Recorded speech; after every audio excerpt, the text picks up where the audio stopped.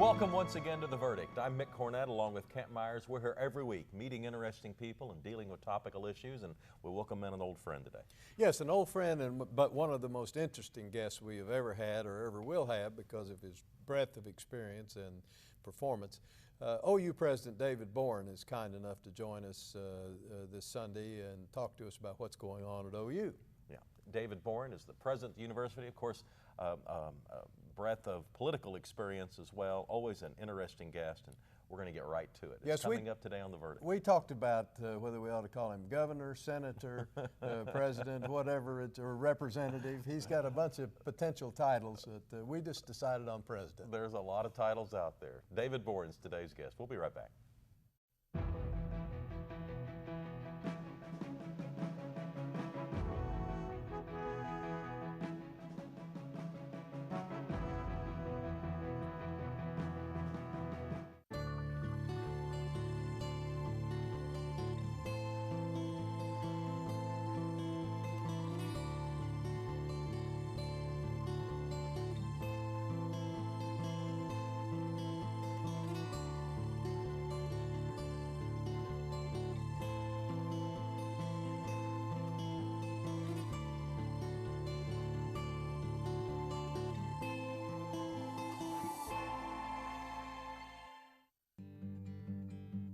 I've known I was going to be an artist since I was a little kid. I still have teachers that in grade school that still have my artwork. I think I told them something along the lines, this is keep that, it's going to be worth money someday. I'm Justin Mader, I'm an artist, and I'm Chickasaw. My muse is the Muskogean, Mississippian art. When I see that, my mind just fills up with bubbles of ideas. My big thing right now is shell carving, the shell gorgets. My work is refined more and more until I found my own rhythm. I also do metallurgy, where I've been acid etching copper and hammering copper to make a copper repoussé. You only have one chance to do it right, so it requires a lot of planning and thought and just patience. My Chickasaw heritage is the foundation of who I am. It's the roots of where I come from, and it inspires me as an artist and inspires the tenacity of never giving up. Learn more about today's Chickasaws at profilesofA.nation.com. It's a North American energy revolution. We're the fastest growing source of new oil and natural gas supplies in the world. The shift to North American energy will create approximately 3 million jobs. All that money we've been sending overseas, $400 billion a year. Imagine that staying in our economy. It's a game changer. Real energy independence starts now. And it starts with Oklahoma.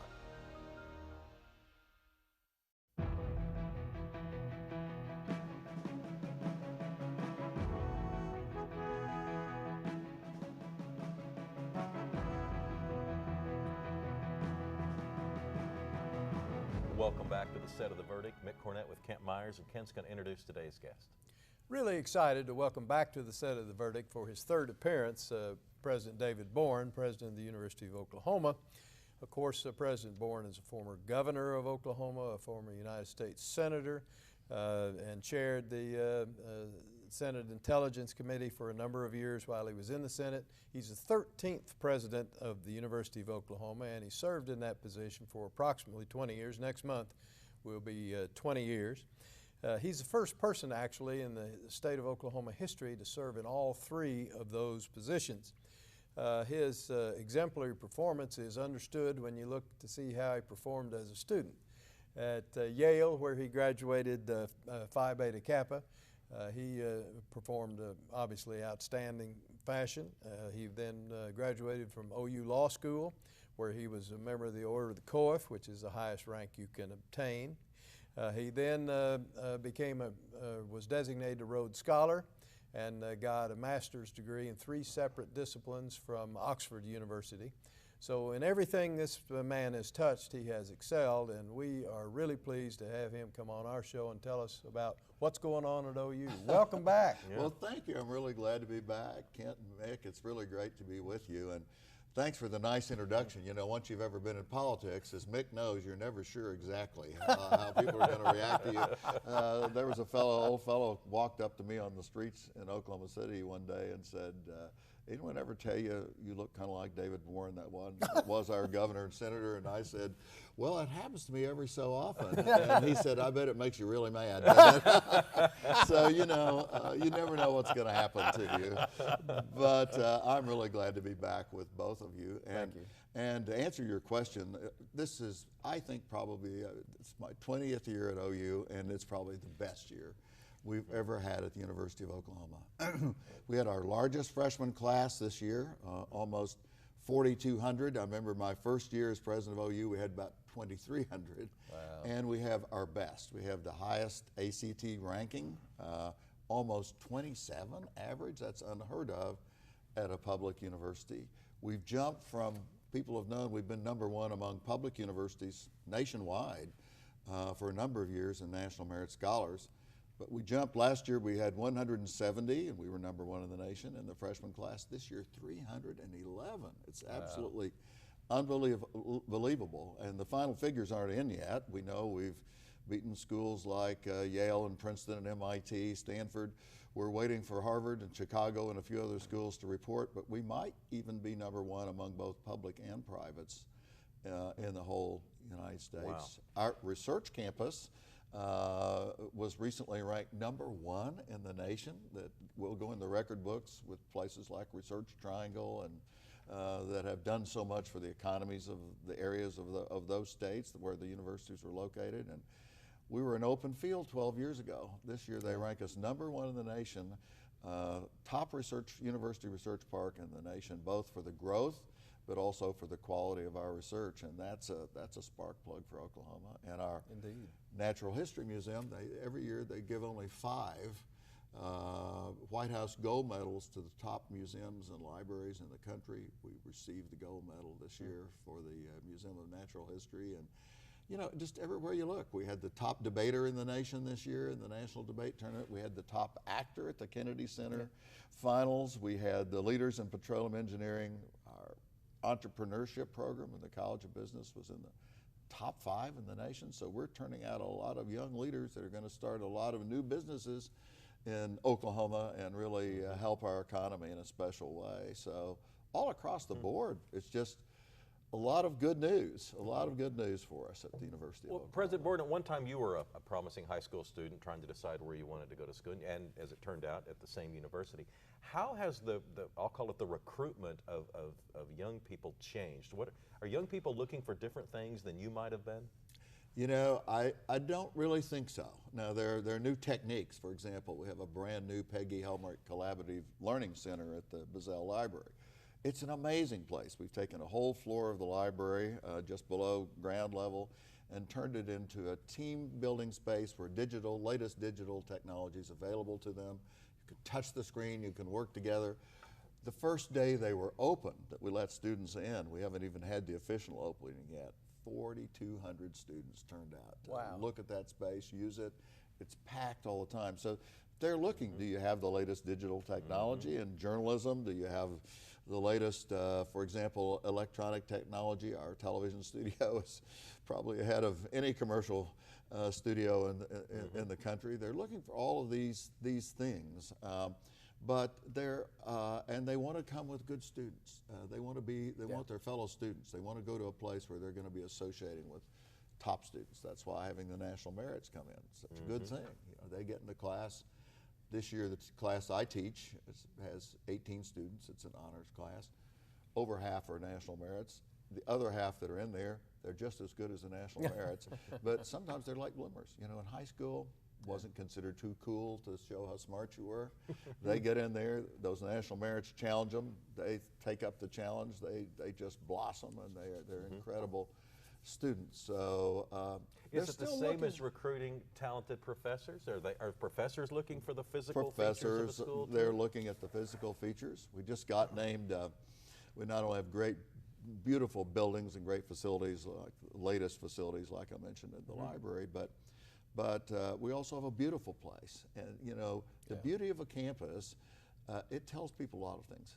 How well do they really take care of, how well will they take, parents say, well, they take care of our sons and daughters. They look at the beauty of the campus and the upkeep of the buildings, and they say they surely take care of that. And we just got named, only Big 12 school, one of the 25 top universities in the country in terms of the beauty of the most beautiful college campuses in America. We were in that list that just came out last month. So they're looking at all these things, but you know, I think more than anything else, and we just had a recruitment dinner in keeping with the same time as the OU Texas weekend.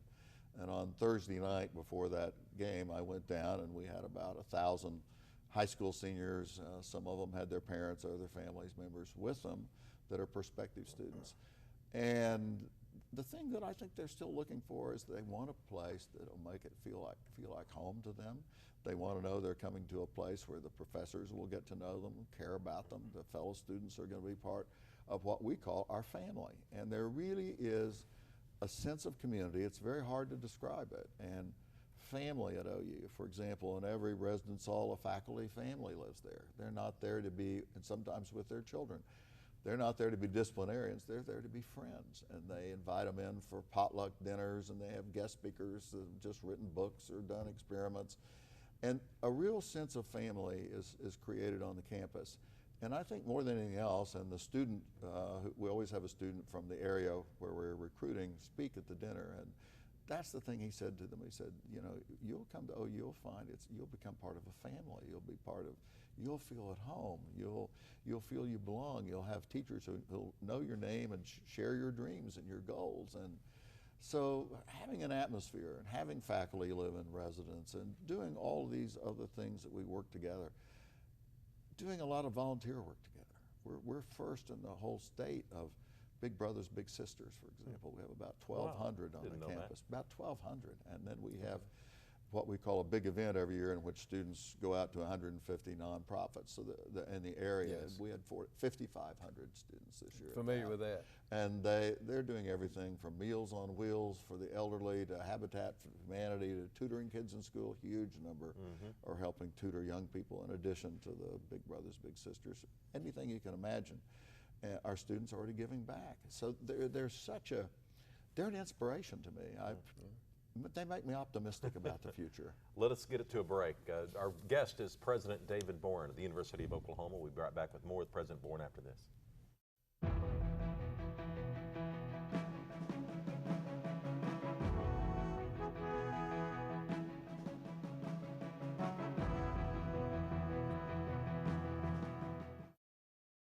When you have something important to communicate, it becomes clear that there's a lot of competition for your audience's attention. So how can your message stand out and actually resonate with your audience? Legal Graphics has the answers. The team at Legal Graphics will work with you to plan, design, and even test your presentation to ensure your message will be heard and remembered. Call Legal Graphics today to schedule an appointment. The readiness is all. The good life comes naturally to Tulsa, where nature's beauty is matched with an eye for aesthetics. A legacy of neighborhoods graced with lawns and landscaping and handsome homes. A place that seems to have patented an ideal lifestyle. Bank First is loyal to the quality of life Tulsa assures its citizens, to the priority placed on education, culture, and growth. Loyal to builders who transform raw land into residential charm. Developers who see opportunity and add vitality to Tulsa's economy. Bank First serves both enterprise and private lives that need a loyal partner. It's how we help nurture this city's very good life. Bank First. Loyal to Oklahoma. Loyal to you.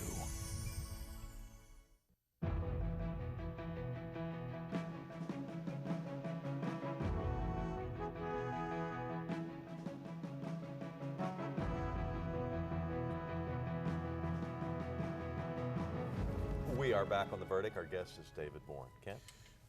President Boren, you've named so many wonderful things going on at the university, but I know that doesn't come without expenditure of funds.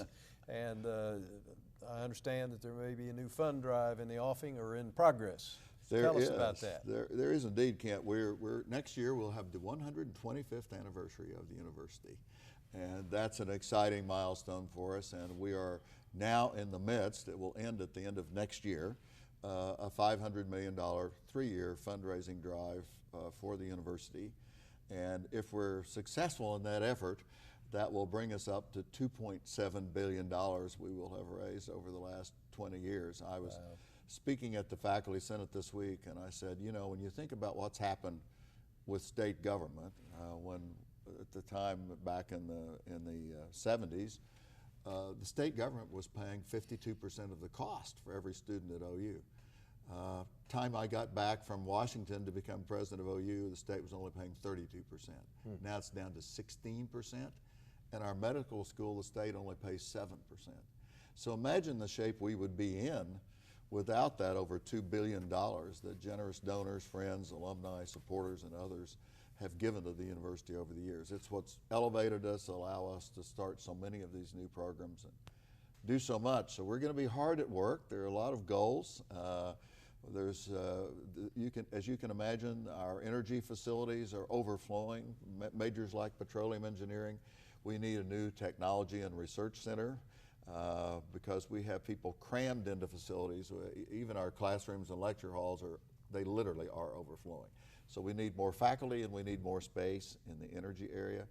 These really bright students we're getting from all over the country, they're anxious to get into new fields like biomedical engineering. We're hoping as part of this drive to get a new biomedical engineering building, a facility, and additional faculty, building a really national leadership kind of program in that area. The physics building's expanding. We're building tornado shelters, $12 million worth for our students in the housing area to make sure that our students are safe. All sorts of different things are going on. One of the things I'm most excited about is we're building residential colleges for the first time. And in fact, I have on the cufflinks from my residential college when I was at Oxford as a Rhodes Scholar. I lived in a residential college. And what is a residential college? Well, right now, all the freshmen live on campus, and they really create a community together. After freshman year, except for about 1,500 to 2,000 students who are in fraternities and sororities, there are about 12 or 14,000 others who have to live off campus. We don't have the space for them, so they have to commute from apartments or rent houses or wherever and ride the bus from Lloyd Noble Center into the main campus. We're going to start, we know we will start with at least 2 under construction before the year's over, new residential colleges for sophomores, juniors, and seniors. And they'll have 350 students each. They'll have their own dining halls. They'll be beautiful Gothic-like buildings like our new Headington Hall for freshmen. They'll have their own athletic teams, their own crests, their own mottos. And they'll also have at least 10 faculty members who will have offices in the college, who will come to the college regularly, have meals with the students, join with them. The creation of a real community. And I think when you think about taking students who are now commuters, the upperclassmen and women, and making them to real residents on the college campus, the bonds that are built, we'll become one of the first public universities, maybe the first in the whole country to do this. Harvard and Yale do it, Oxford and Cambridge do it, Rice to some degree does it. We'll, I think, be the first to be a comprehensive residential college. We're going to build the first 2, you know, where Headington Hall is, it faces the stadium, and hopefully a partially renovated and expanded stadium. We're working on that as well. They'll be along Lindsay Street, right across from Headington Hall, facing north, and there'll be beautiful Gothic-style living quarters with courtyards. And the other thing that we're doing for them is some students have said, oh, this is a big incentive. We're building a big new parking garage that'll be right across from Headington Hall and right behind these 2 new residential colleges, so they'll be able to pull in, park. They'll have full service. They'll have a wonderful, wonderful dining hall to share together, other facilities to share together, workout rooms, other things. And so we're really excited. We've gotten 2 lead gifts already. We hope to get 2 more during the course of this campaign. And we're really excited about that. So that's one of the things. And we're renovating modern languages and the English building for the first time since Dr. Cross had those buildings built during the GI Bill time when we were overflowing with students right after World War II, and they badly needed renovating. So a lot of exciting things. Let me switch subjects to politics. You wrote a book a few years back on kind of your frustrations. Right. What's your current views? Well, my frustrations are still the same. First of all, I never put being a Democrat first, or I didn't think people ought to put being a Republican first. They ought to put being an American first. And I'm still distressed at the fact that we're so polarized in this country. We can't seem to come to a consensus.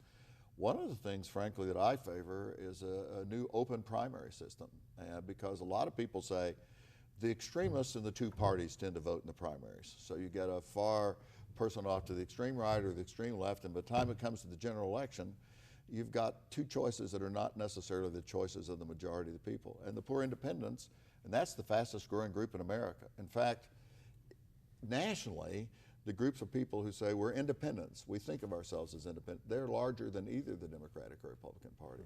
So no, why not have an open primary? Let everybody vote. And the two top candidates could be two Republicans, could be a Democrat or Republican, could be an independent and a Republican or whatever. Let the two top candidates run it out in November, and that way everyone would have chosen the candidates for the finals. Everyone would have had a chance to vote. So I think that's good. And I've really also had it on my mind in state politics. I remember the oil boom and I remember the oil bust back in the 80s. And there were bumper stickers during the bust, and they said something to this effect. Maybe I'm cleaning up the language a little bit. Please send us another oil boom. We won't mess it up this time. And by that they meant we just sort of hooped it off. We lived high, we had instant gratification, we lowered our revenues, we spent the money. We didn't invest, and we know what's going to cost. Why are companies going to come to the state? Because our tax rates are $18 less for the average Oklahoman or whatever? No, they're going to come to a place that has great education for their children. They're going to come to a place that has great infrastructure, great health care, the kinds of things that have been going on. Why is downtown Oklahoma City and Midtown so exciting right now?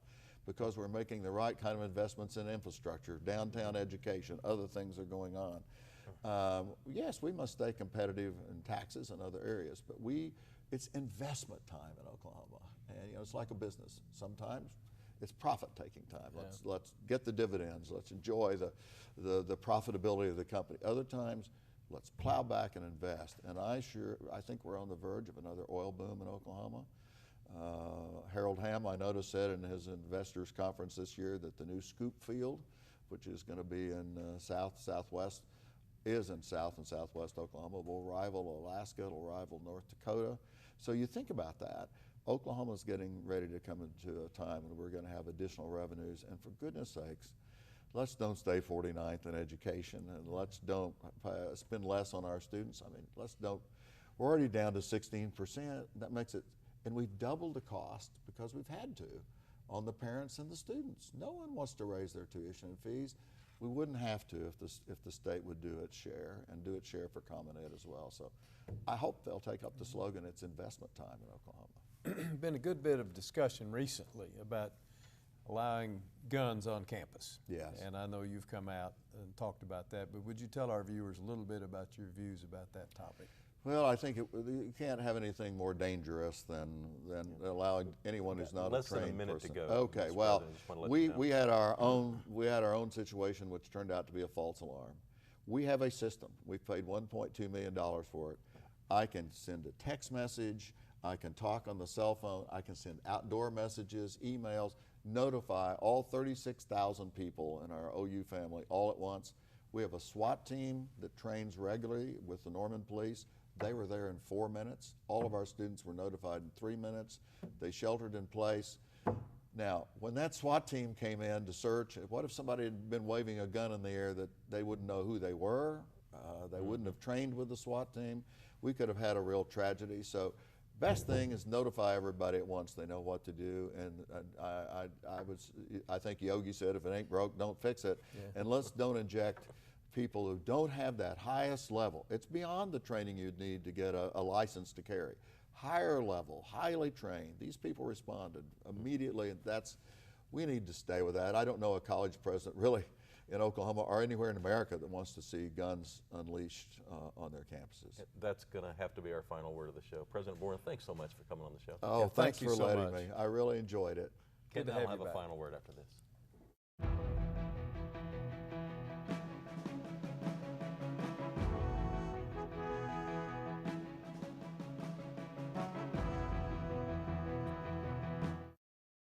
All children deserve a life of hope and love, but sometimes they experience a life of pain, neglect, and abuse. When that happens, each child deserves all the quality assistance and representation that can be offered in our legal system. For more information, call 23-CHILD. Oklahoma Lawyers for Children, helping to bring hope and love back to the lives of abused children. You will always be mom and dad to me. We are a very conservative family, and we believe in old-fashioned family values.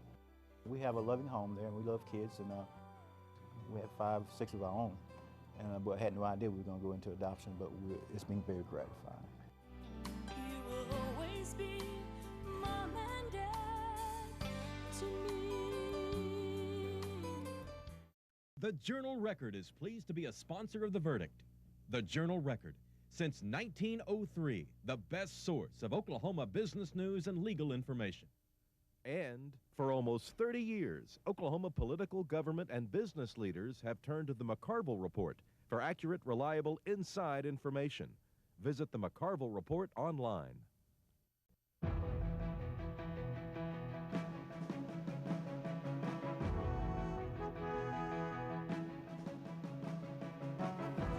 Welcome back to the set of The Verdict. Mick Cornett with Kent Myers. Today's guest was OU President David Boren. Yes, obviously very articulate and doing an unbelievably good job at the University of Oklahoma, and has been for 20 years, and we hope for at least 20 more.